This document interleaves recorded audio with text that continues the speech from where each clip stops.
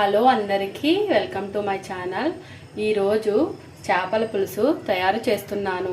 చేపలు శుభ్రంగా క్లీన్ చేసుకున్నాను. క్లీన్ చేసుకున్న చేపలకి ఉప్పు, కారం, పసుపు పట్టించాను. పులుసు తయారీకి కావలసినవి చేపలు, అల్లం వెల్లుల్లి పేస్టు, ఉల్లిపాయలు, టమాటో, బెండకాయలు, పచ్చిమిర్చి, కొత్తిమీర, సరిపడినంత ఆయిల్, కారం, చింతపండు, గరం మసాలా, ఉప్పు తీసుకోవాలి. అల్లం వెల్లుల్లి ఉల్లిపాయలు కలిపి మిక్సీ పట్టుకోవాలి. ముందుగా స్టవ్ వెలిగించుకొని కడాయి పెట్టుకొని సరిపడినంత ఆయిల్ వేసుకోవాలి. నూనె వేడయ్యాక ఉల్లిపాయలు,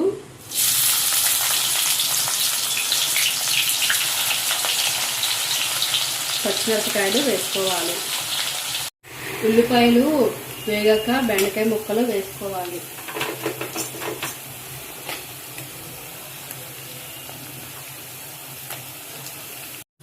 అల్లం వెల్లుల్లి పేస్ట్ వేసుకోవాలి.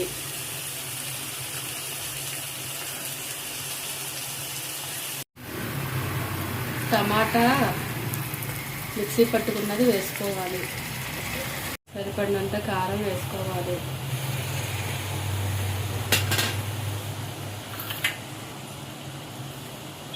సరిపడినంత ఉప్పు వేసుకోవాలి. ఉల్లిపాయలు, పచ్చిమిర్చి, బెండకాయలు అన్నీ ఉడికిన తర్వాత చింతపండు పులుసు వేసుకోవాలి.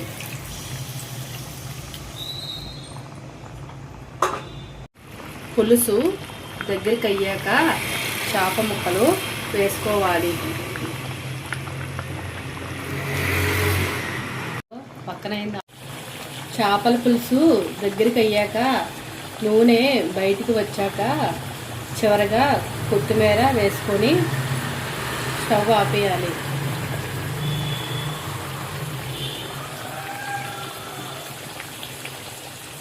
గరం మసాలా వేసుకోవాలి. వేడి వేడి చేపల పులుసు రెడీ.